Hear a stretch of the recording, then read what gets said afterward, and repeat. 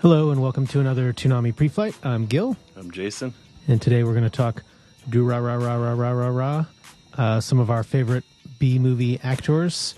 We've got a music video sneak peek, some One Punch Man, Bloom Room with some of the funnest people around, the Toonami crew at San Diego Comic-Con. One of them, Steve. I thought you meant one of us, and I thought that was going to be a little game to figure out which one it was, but no. It was very little.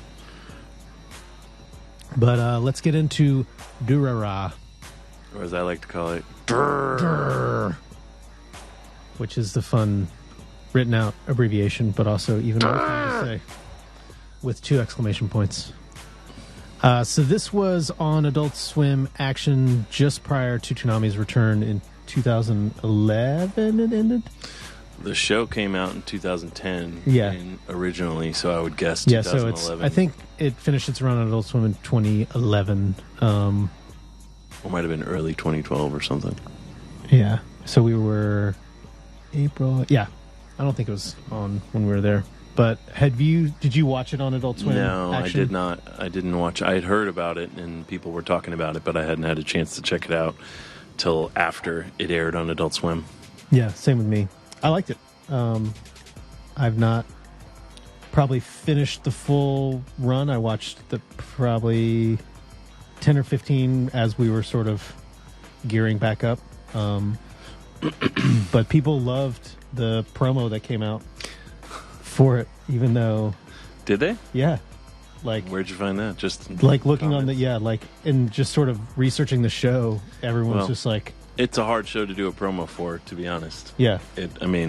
I would think just because the central concept of the show is basically a bunch of different people's lives in one particular prefecture, and a whole bunch of different things are going on: rival gangs, computer gangs, the headless fairy motorcycle rider, right. A serial killer who's a pop star. It's a lot like it's almost more of an anthology show, really, which is cool.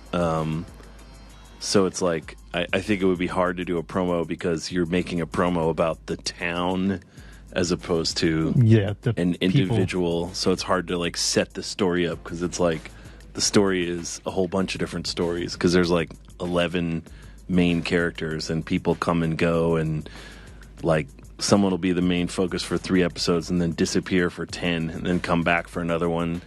And they don't always tie those threads together. They do often sort of tie some threads together, give you another picture of things that are happening, but overall they just sort of people come and go. And even the ending of the first series doesn't really have a real resolution, which I guess is why it made it easy for them to do the second series, which is going now.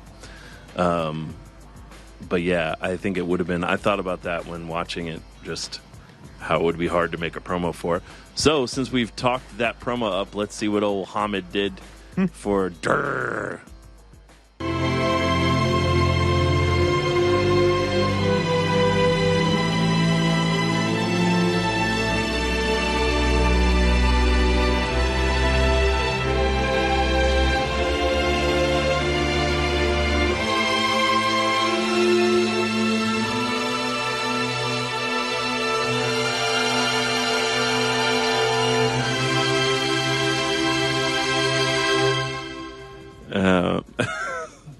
Yeah, I think that's a cool promo if you've seen the show, but if you haven't seen the show, it doesn't really do what a promo should do, which is give you a reason to watch. It's just it's a mood. It's just it's almost more of an ID. It's just a cool mood thing.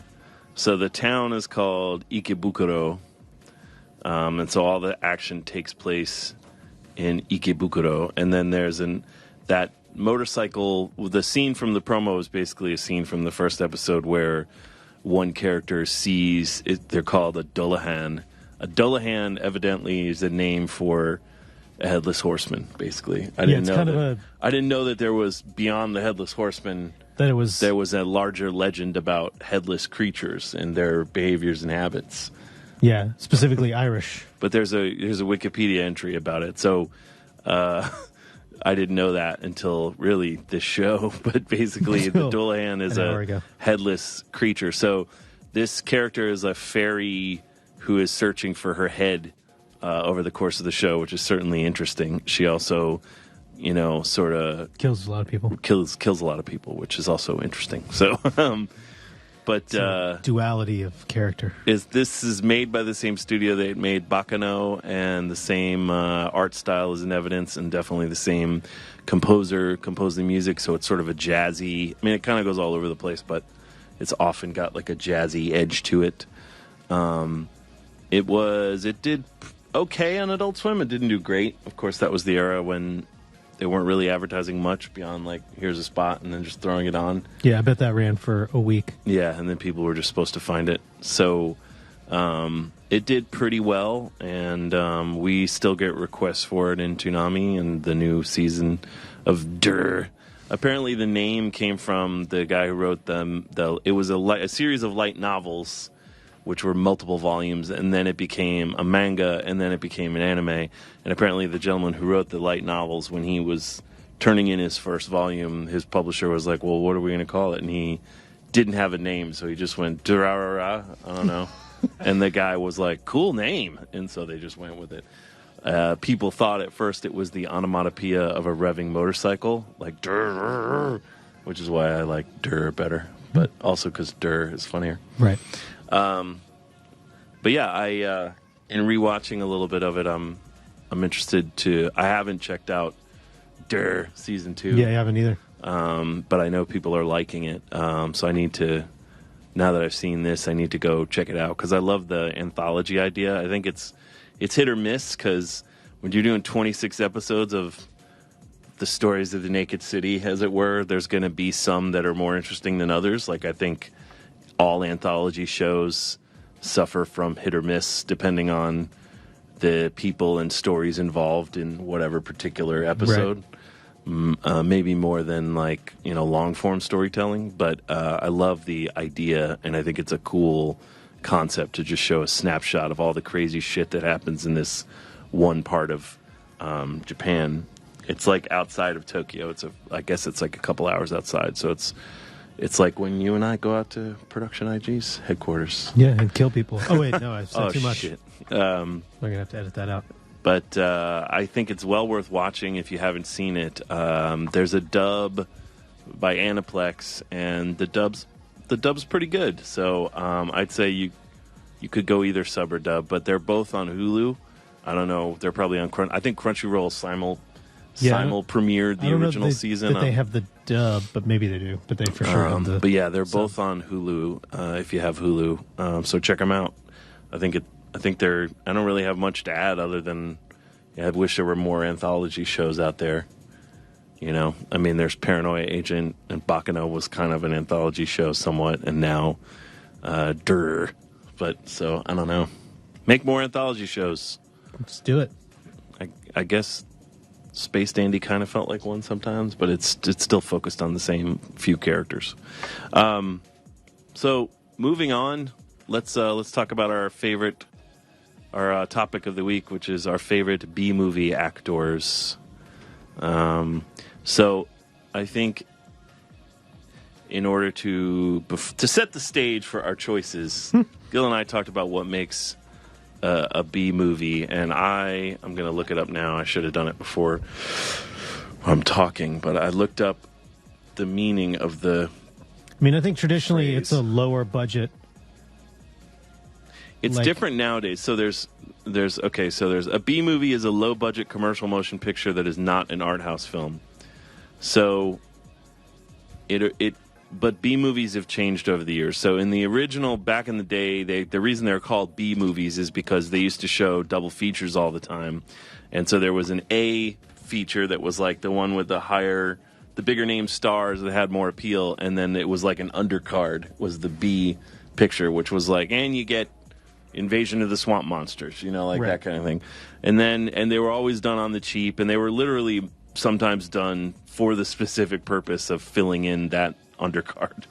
And then later, sort of as cinema expanded around the world and you get into the 60s and 70s, B movies became a little bit more like just another word for low budget movies. They were often exploitation movies or science fiction movies. They were derided genres that weren't as respected as art house cinema or, big budget cinema. And so around the world, you had places like Japan and Hong Kong and India and, Turkey doing low budget films. And they would often, if you want to get people to see your movie and you don't have a lot of money, you want to show them something that's uncommon because you probably can't afford good actors. So you need, they're often a concept. So whether the concept is just blood and boobs or the concept is... Which it oftentimes was. The concept is horror or the concept is a science fiction story. B-movies were often, in this exploitation genre. And nowadays, what's happened that's really weird is that subjects that used to be considered B-movie subjects basically are our A movies. So, Captain America would have been a B movie in the 70s because it's about a superhero in a stupid costume. And now it's the biggest selling movie of the year. So, B movies and nerd culture, which were driven largely by nerd culture, are now sort of A movies. So nowadays, a B movie is more just a low budget movie, really. Or one that didn't perform as well. Because you could argue some of these movies that are, you could make arguments that Mad Max is a B movie, not the new one, because that was an A movie with its budget, but the original Mad Max was definitely a B movie. Road Warrior was sort of a B movie, and then they graduated to the A zone by Thunderdome, when they had real money and you could afford Tina Turner to wear chainmail outfits. So, for the purposes of this exercise, I chose not to use actors who were in B movies, but also have been in a lot of A movies. You could say a guy like Kurt Russell has been in a ton of great B movies, but he's also been in a lot of huge budget movies. He's currently in the Fast and Furious franchise. So he's not quite a B movie actor, although he certainly has done B movies. Yeah. So I was thinking more of your more obscure actors that have maybe been bit parts and characters, not always the lead in these movies. The guy who you don't necessarily even know his name, it's that guy who was in the blank. It's similar to character actors, which is a whole nother strain. So a lot of these guys are character actors, but they're B-movie actors in that they've mostly only been in B-movies. I think most good actors who have a long career will get a break and be in a big-budget film once in a while, but these are guys who are known for being in these low-budget exploitation films that I love so much. So all that preamble said, because it's important to get this shit right. That's right. My first pick for my favorite B-movie actor is legendary Dick Miller. Dick Miller, look at that guy. A lot of you youngins may know him from Gremlins because they show that around the holidays. And he has a hilarious cameo in Gremlins 2 where he's totally moved away from the city and a flying gremlin comes at him and he's just you gotta be kidding me. He can't get away from the gremlins. But he's a great actor. He's a total New York sort of no nonsense. He's kind of always plays Dick Miller, but he's always super lovable and just he's had a career. I was looking at his IMDb credits. The dude had been around since... he started working in 1955, and he was in It Conquered the World. And then he was in all kinds of B-movies then, the original kind of B-movies. Then he moved into TV and was doing, he did Gunsmoke and Have Gun Will Travel and Bonanza and Virginian, Wagon Train, Dragnet. He did all kinds of that. And then in the 80s, he moved back into, he did some blaxploitation films. Did Big Bad Mama, Truck Turner, which is a great, Darktown Strutters, White Line Fever, Crazy Mama. He had some great blaxploitation flicks, and then he moved into sort of 80s horror and science fiction sort of towards the latter part of his career. So he was in Piranha, Corvette Summer.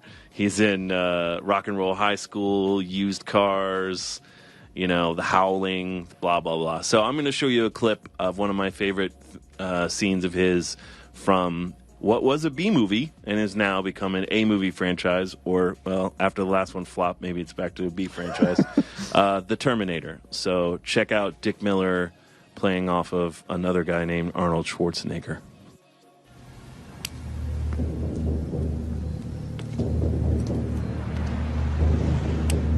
12-gauge autoloader.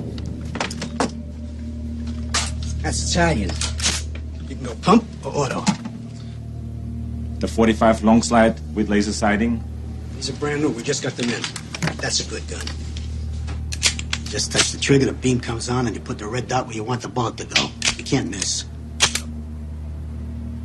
Anything else? Phased plasma rifle in a 40-watt range. Hey, just what you see, pal. The Uzi 9mm. You know your weapons, buddy. Any one of these is ideal for home defense. So, what shall it be? All. I may close early today. There's a 15-day wait on the handguns, but the rifles you can take right now. You can't do that. Wrong. And that's why there's waiting periods. One of our tech guys asked why you would put the shells right there. I think the answer would be because you didn't expect a fucking psycho to come in and blow him away. Because it's society. Yeah, sure you would. You don't go to a lot of gun stores, do you, Sean? Okay, so next up is another legend of particularly horror films, but I love this guy. I have to say, it's not that he can't really act in terms of range, but he's got a lot of intensity, and he is believable, and he's got that quality you just want to like him. Like, he comes on, he usually plays a hard-boiled type guy, but you just want to shake his hand or go have a beer with him. And that is the legendary Tom Atkins, who, look at that guy. Hunsaker. Yeah, you just want to hang out with him. So he also has had an incredible, long and storied career in terms of being in B-movies. He's in Halloween 3, which is one of my favorite Halloweens, and fuck you if you disagree.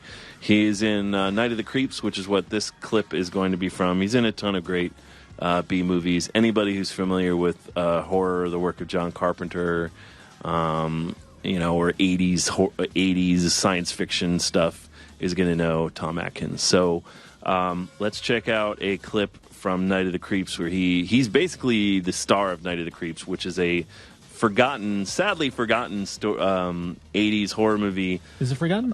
Yeah, pretty much. About these like leech-like brain worms that crash land on planet Earth and like a comet, I believe, and they invade a school dance, and then they burrow into people's heads and turn them into sort of zombies where they're parasites and they control the people. So it's sort of one of those that's a super B-movie concept right there. And so Tom Atkins is the cop who's trying to figure out what's going on. And this is a story he's telling about sort of his early days as a cop. Check it out. Tell me something, Spanky. Did you have a high school sweetheart? Maybe. Well, whatever happened to her? I don't know, I blew it. She decided we didn't ever need to talk again and went on with her life, I guess. Why? I had a high school sweetheart. So, what happened to her? I blew it. She decided we didn't ever need to talk again. Me, I became a cop. I've been a rookie about 2 weeks. We got the call. Highway Patrol, they saw a car on the side of the road. They called it in. We responded. It was a couple. Guy's body was in the woods 20 yards from the car. My partner found him. I found the girl. I found her in the car. And on the road. And in the woods. Your high school sweetheart went on with her life. Mine got hacked up by a nutcase with an axe. But that's not the fun part. The fun part's what happened next. What happened next? Guess? The police found him? Close. I found him. It wasn't what you call your routine police work either. What would you call it? Revenge. You see, I tracked him during my off hours. By yourself? Oh, no. I took my 12 gauge with me. I tracked him and I found him. And when I found him, I leveled off that shotgun right at his chest. Spanky, guess what happened next? Should you be telling me this? Close. I pulled the trigger. That's all real exciting and everything, but listen, I've got a midterm I to wrapped study. his body in a plastic bag. I buried him in a vacant lot. The lot right behind your girlfriend's sorority. Of course, it isn't a vacant lot anymore. Now the house mother's cottage is sitting right on top of it. Look, Detective, now I don't mean to be rude or anything, but other than just kind of wanting to confess to a murder, is there a point to this story? Spanky, that's exactly what I'm trying to figure out. Go, Tom, go. The same thing happened to me on my first job. I guess I should clarify that Spanky is actually the main character, but to me, Tom Atkins is. But yeah, check out Night of the Creeps. It's on Blu-ray. I don't know if it's streaming anywhere, but buy it and don't be an asshole for a change. Okay, so just for fun, I noted that a lot of the movies I'm picking, my three actors appear in several of the same movies. So Tom Atkins and Dick Miller both are in Night of the Creeps, which I thought was hilarious. So here is a little scene with the two of them playing off of one another, which for me is quite exciting. Probably not for you, but tough shit. You're watching this, so check it out. Flamethrower. Flamethrower. Yeah. Flamethrower. Jesus. What's the matter? The old snub nose ain't good enough for you anymore? I know. Just break out the old heavy artillery, will you, Walt? One slingshot, one BB gun, and one flamethrower. There you go. By the way, you gotta watch out for this baby. Once you light the pilot, it goes out, and it plays hard to get like a son of a bitch. Yeah, I want Dick Miller to tell me about all of my mechanical, technical things that are going on. Plays hard to get like a son of a bitch. All right, so my final choice is another actor who was in The Terminator, along with Dick Miller, and that is the man, the legend, Lance Henriksen, who I had the pleasure of working with for a year on IGPX, and I can say is a super great, super laid back, like surfer dude. He just was like, yeah, man, I like your ink. You know, like he's like super chill. He and his wife make tiles that they sculpt themselves, ceramic tiles. They make Aliens and Predator tiles because he's been in those movies, and they sell them at conventions. He lives on a farm, I think in Hawaii, and they sell those things at conventions. That's what you call living the dream. And he just surfs. But he's super laid back, super nice. Gave me one of those. I have a Predator thing from him, which is one of my prized possessions.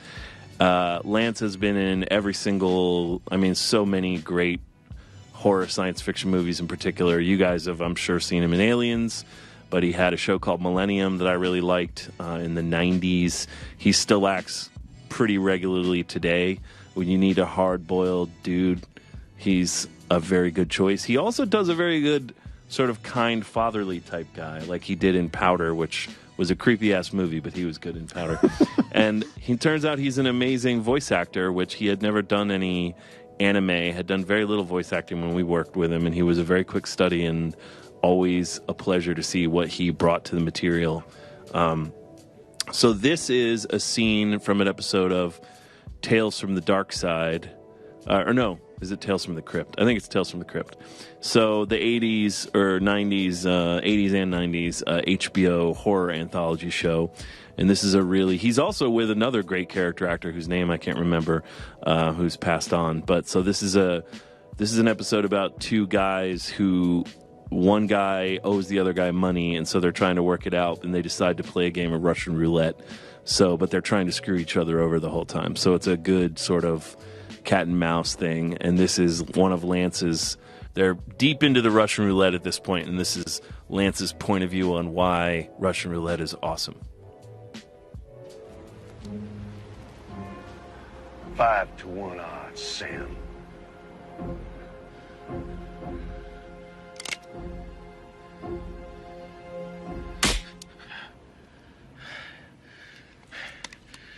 Your turn.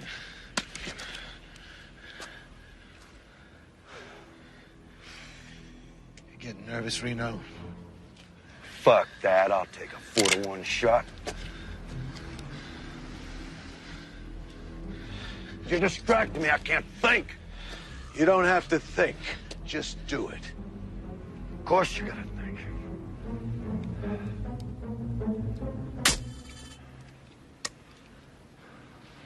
Thinking's the fun part of it. Thinking about it. Thinking about what's gonna happen. Listen to that little wheel of fortune click and turn into place when you ease back to hammer. Feeling that metal get warm against your skin. Wondering what it's gonna be like to feel your brains blown out through the side of your head. Wondering what comes after, if anything, or black. Wondering if you're gonna scream. What do you think, Sam? You gonna scream?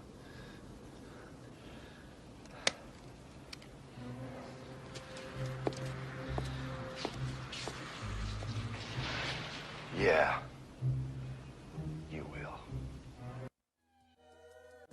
I almost picked Kevin Ty. I almost picked Lance Henriksen too, but the other guy in the... Yeah, he's awesome too, and he's been in a shit ton of movies as well.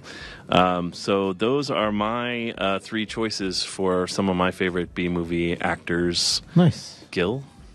First for me is Tim Thomerson, who has been in a ton of things. He was actually a stand-up comic to start, and then That's hilarious. He was on the Johnny Carson show, and then somehow got cast as like the tough guy 70s and 80s movie guy, and was in Car Wash, Near Dark, Fade to Black. He's the Lance dad Henriksen in Near Dark in Iron Eagle. He got captured. Rest his soul. Iron Eagle. Volunteers. He's Cyrus Temple's voice in what they call the third Saints Row the Third. He's in that shit ass Mel Gibson movie. Air America. Air America, the Vietnam movie. Yeah. But he's probably best known for Trancers, and this is the trailer for the first Trancers movie, and there's like 7 or 8 of them now. But this one is like 84-ish, so let's check out the trailer. Think. I'm Jack Death. I'm a trooper in the 23rd century. Jack Death, Angel City PD. May I see your stats?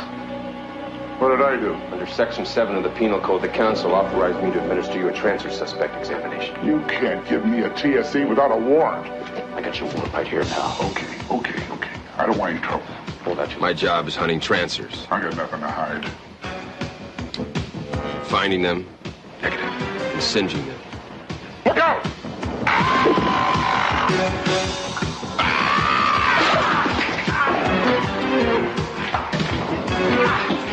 Of course, sometimes they find me first. Then it's a little more complicated.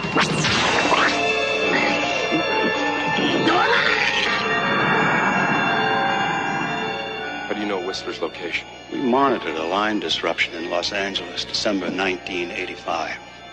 Van Zandt, Ash, and I all had ancestors in the city then.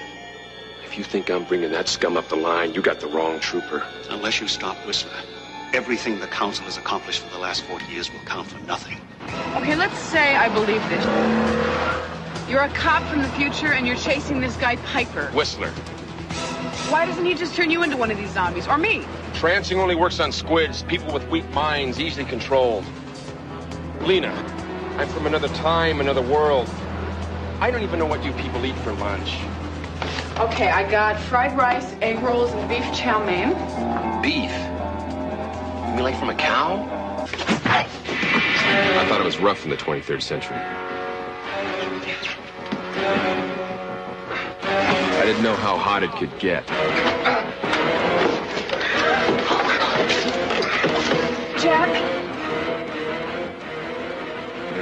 How's my tan? It was getting hotter all the time. Jack? I guess I just attract a certain element no matter what century I'm in. This way, mister! Anyway, I gotta run now. I want to ride with the lady.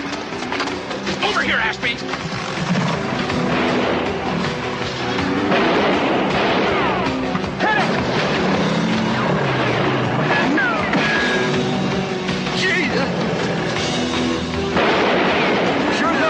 Kept my cop coat!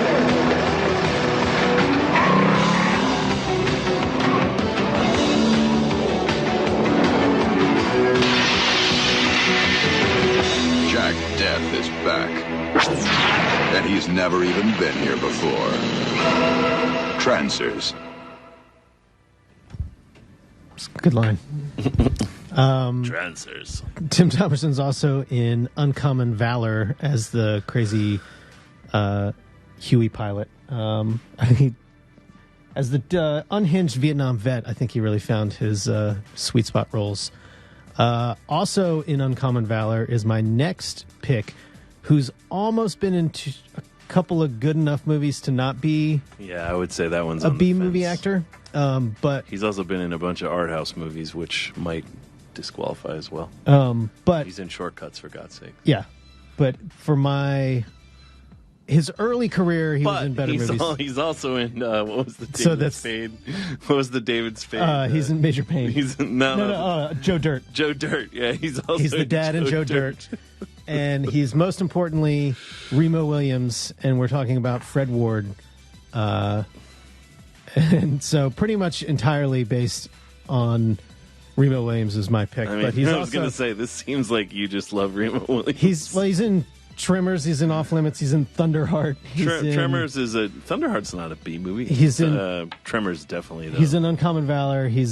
But he's also in The Right Stuff. He's in Escape from Alcatraz. But that was early on. He found his He was sweet just spot. in True Detective too. Yeah, he was Balcoro's dad. He does more TV work nowadays because it's Get In, Get Out type shit. But I think when you see the trailer for Remo Williams' The Adventure Begins, if you're not familiar with it, you'll be fully on board with this pick. So let's check out the trailer.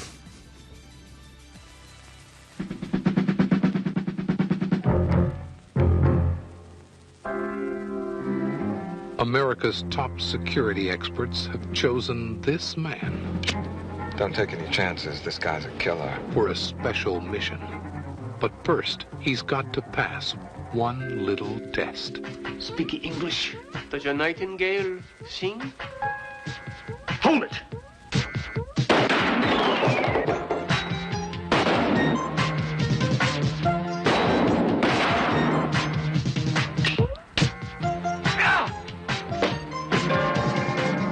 He moves like a baboon with two corrupt feet. However, I think I can do something with him. Goodbye, Mr. Crow. Who's he? No more Boy Scouts. Take a look at this. High-altitude reconnaissance probe. Yes, we make that. There is none. Doesn't exist. These men will rob America of her might. He won't be with us for much longer. Unless someone Relax. can stop them. Concentrate! This is not time for prayer. Remo Williams. The adventure begins. What are you watching? Your country's one contribution to the art. It's a soap opera. It is apparent to me that you know less than nothing. Place your hands behind your head. I did not say keep them there. Before he's through, he'll learn to move faster than a bullet. Excellent. Not bad. Hear the heartbeat of an enemy. John, I need to borrow him for a while. And leave no footprints in the sand.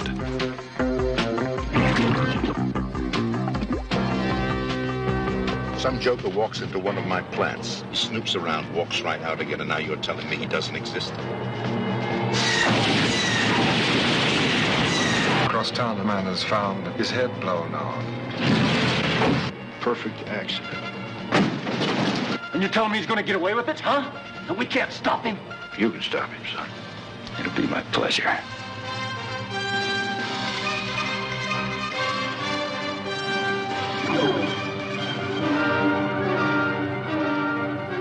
Now, based on the Destroyer novel series that sold over 30 million copies, America's favorite tough guy comes to the screen. In a movie big enough to hold him. Remo Williams. The adventure begins. Trailer voiced by friend of the show, Alan Blevis. And it turns out the Shout out, adventure ended. It began and ended. Where I it heard they began. might reboot that because it is from a novel series Yeah. and you could probably do a lot with it. But I don't know. I think I gotta call bullshit on Fred Ward as a pick. He's a great character actor, but he's not been in a lot of B movies. I don't give a what you think. Just saying. Third for my We choice. defined B movies and then you just ignored the whole thing. No, I don't think that's accurate. Just saying. Okay. Gil's definition of B movies is whatever he wants. You don't think Remo Williams' The Adventure Begins is a B movie? That's a big budget movie. It was a huge flop. That's why they didn't make any more. Yeah. If it was f***ing Trancers, there'd be 10 Remo Williams movies. That's what makes it not a B movie. It's an awesome, hilarious, dumb movie. I'm not disagreeing with you about the awesomeness of Remo Williams or of Fred Ward. To be clear, Fred Ward is the man and an excellent, watchable actor. So, okay. Noted. But you're full of shit as usual. Well, let's see how you feel about my third pick. Oh, wait, I don't care about that either. And that's Michael Ironside. I'm not gonna. You don't care what I think, so. Well, I was just don't even look. Just keep talking. Fair enough. Tell us about Michael Ironside. So I guess people, if you don't know him from movies, voice of Sam Fisher from the Splinter Cell games up until I guess the last one was the first one where they decided not let's to go. get a young douchebag and that'll be better than Michael Ironside. Still mad about that.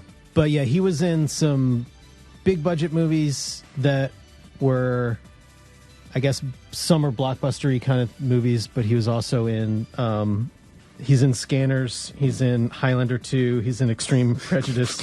Starship Troopers, I guess, spends too much money to be Jason's definition of a B movie, but that plot feels like wise it's a B movie, but the money wise, yeah. a little B movie known as Top Gun he was in for a little while. A little small, just a small B movie. He's also in Major Pain, which is evidently Free Willy. And Extreme Prejudice. Oh, he does Darkseid's voice in Justice League and the Justice League. Superman animated series. Cool. But this is he has a great voice. This is a scene from Starship Troopers that he says some hilarious stuff, but he sort of comes in at the end. So let's check out this scene.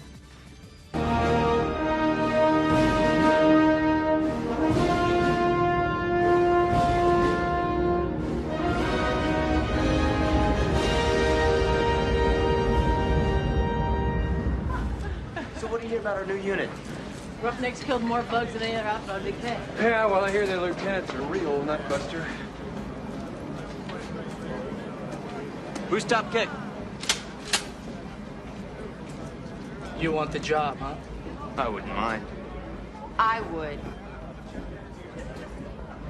Just doing my part. Orders. Yours? Where you been besides Big K? Outer Ring, Zegama Beach. Zegama Beach. I always wanted to go there. Good luck. It's not there anymore. So I hear your lieutenant's a real nutbuster. No one talks about the lieutenant that way. He saved my life. Mine too. Same for me. Me too. Well, sounds like he's quite a guy. Who do you think saved your ass? Stand by. Attention on deck.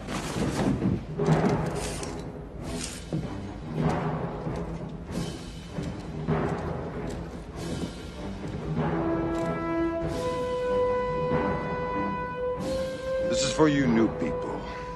I only have one rule. Everyone fights, no one quits. If you don't do your job, I'll shoot you. You get me? We get you, sir! Welcome to the Roughnecks. Ratcats, Roughnecks! At ease, listen up. Got a new sky marshal and a new battle plan. Gonna clean out the system's outlying Clendathu one planet at a time. Before we hit Tango Urilla. After Fleet glasses the planet, MI mops up. But yeah, he looking up his IMDb profile, someone was saying that he was a championship arm wrestler in Canada when he was a kid or like a teenager. Hell and then yeah. in that same blurb, they said, ironically, he often plays characters who are missing an arm. I don't know if that's necessarily ironic or not, but it was a funny tidbit to know. So those are our choices, some of which Jason did not agree with, but let's see. I do. You have a good clip. I forgot. We have a bonus Michael Ironside Labatt beer commercial. I feel like shot on the set of Highlander 2, and if not, he definitely left the set of Highlander 2 Is he to go shoot Canadian? this. Yeah. Yeah, okay. So let's check out this beer commercial. History teaches that the strong survive by becoming stronger. This lesson has not been lost on Labatt. Creators of ice brewing, now Labatt Maximum Ice. Only Labatt possesses the power of ice brewing, and only ice brewing can create Labatt Maximum Ice. The ultimate balance of smoothness and strength. Who says lightning doesn't strike twice? I just like that he says Labatt and ice just over and over and over again. Like either of those things mean anything. That's the most metal beer commercial of all time, for sure. It doesn't even end with a close-up of him holding the beer. It just pulls out. He just like, leaves. now go away. I'm on my mountain playing with lightning, drinking Labatt ice. I miss the ice beer phase. Does Labatt? I was going to say, does Labatt ice exist anymore? I don't think it I know does. Ice Labatt's beer Blue is does. ice beer a thing anymore? I don't know that Labatt is definitely Cold brewed. still a brewery. I mean, they make beer, but I don't. Labatt's Blue is still around. I don't know that. I think now it's malt liquor's taken back over the ice phase. But let's check out what some of Adult Swim Facebook's choices for top or favorite B movie actors are. Some good. Bruce Campbell, Chris Parnell, okay. Ron Perlman, of course. Tim Curry, of course. Michael Parks is awesome. Michael Parks and Bruce Campbell are the true B movie actors in that list, but they're both awesome. Good choices all. And then Toonami Facebook. Bruce Campbell once again, baby. Justin Long. Get the fuck out of here, Justin Long. I guess because he was in Tusk. Ron Perlman again. Van Damme, baby. I thought about doing Van Damme and JCVD. Statham. I mean, they kind of are B movie actors. You know, I mean, they've been in enough. Is Jason Statham too rich to now be? I mean, a B movie he might actor? not be a B movie actor anymore, but he did his time in a bunch of B movies, I guess. I mean, it depends on how you look. I think the Transporter movies and Crank movies are B movies. You know, they're lower budget and the one exploitation. The new one that's just coming out. That's the Well, that's the sequel to The Mechanic. Yeah. He did one with The Mechanic already. I prefer the Charles Bronson Mechanic. Sure, why wouldn't you? But those are some of our and your favorite B movie actors, and everybody did great except Gil. So Sweet. Let's talk about this week's sneak peek, which is a music video we are getting to premiere from the band Dead Heavens, who reached out to us and asked if we wanted to premiere this video. Dead Heavens has some guys from bands like Quicksand and Gorilla Biscuits, if that's familiar to you. They're pretty great, and this video is cool, so we said, hey, yeah, let's premiere it. But you guys get a sneak peek of it before it premieres on Saturday right now. So check out Dead Heavens, Feel Low.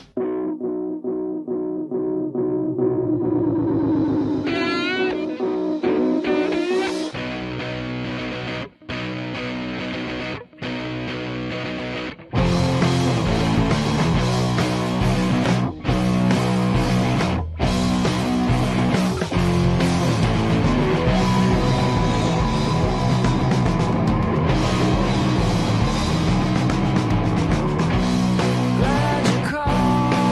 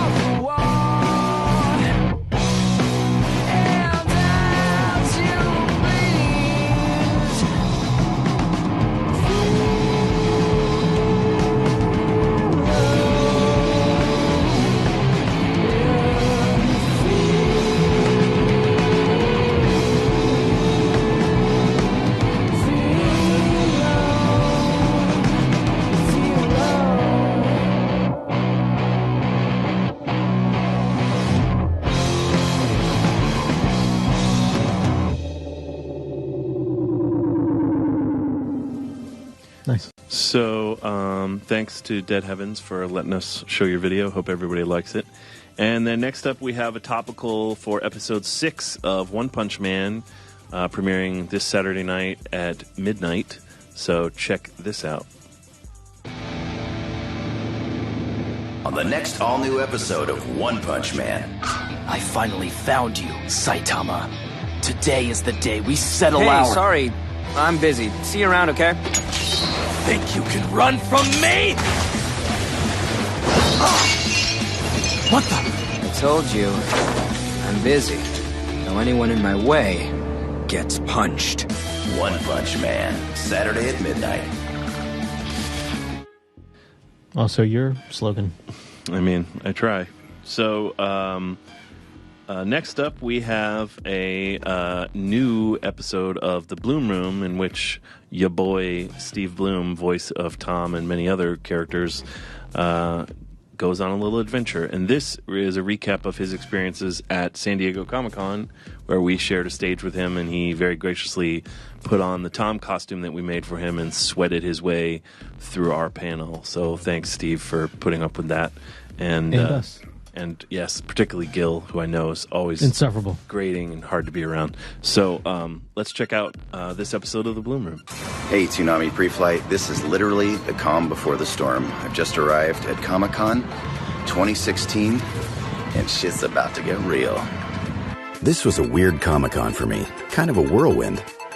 The night before it started, my friend and assistant Ray Ronnie and I walked the empty grounds to see what things look like before the onslaught. Hey, Toonami, so I'm here after hours in the sales pavilion at Comic-Con. It never looks like this. It's completely empty.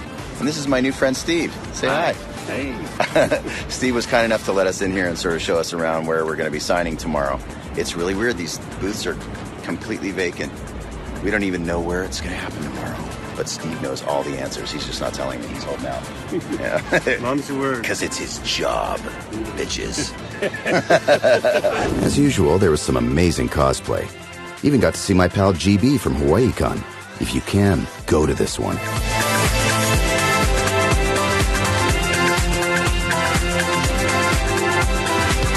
Then it was on to the transformation to my alter ego, Tom himself. So, Bloom Room, I'm here with Jared and Ashley, my professional dressers. I didn't come like this. They've transformed me. This is called a morph suit. I've never worn one of these before. I hope I never have to wear one again.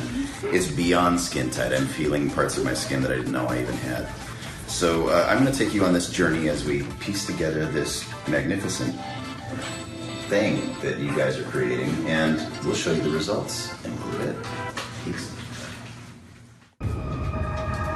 All right, Steve, you ready?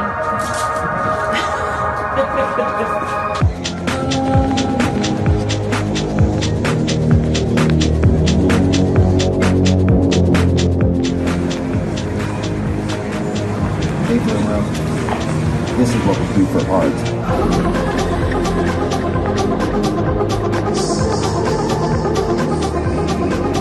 All in all, another wild ride. And until next time, see you in the Bloom Room. Cool. Yeah, I am excited about not going there for another year. So finally, we have this week's Adult Swim single. Every week, Adult Swim is releasing one new free song a week from artists across all different genres. You can go to adultswim.com/singles or the Adult Swim SoundCloud page and download or stream them for free. So this week's single, which premiered on Wednesday, is a new one from Earl Sweatshirt of Odd Future fame. And the beat was produced by a guy I really like named Knowledge, or Knox, depending on how you want to write his name. He's currently on Stone's Throw. I was really excited to hear that the two were working together. Earl reached out to me and said he was interested in doing an Adult Swim single, and I had already been talking to Knowledge, so it just ended up working out that the two guys wanted to work together. So it's my understanding that they flew to Japan and a couple other places and made some work, and this is one of the songs. So check out, well, I don't have the song title here, so I think it's called Balance. So check out this song from Earl Sweatshirt and Knowledge. I've been trying to tell a different story. Find balance and I'm tipping off. And tell grandma I'll be with a short. I won't panic when they send up for me, cause I ain't got time for feeling sorry. I gotta be on point when duty call, and I'm probably the worst nigga to get involved with. These shoulders is not for you to sniff along. I watch the wall collide with my fists, mostly over problems that I... And that's it for this week. Thank you, everyone. Join us next week for an all-new pre-flight. See ya. See ya.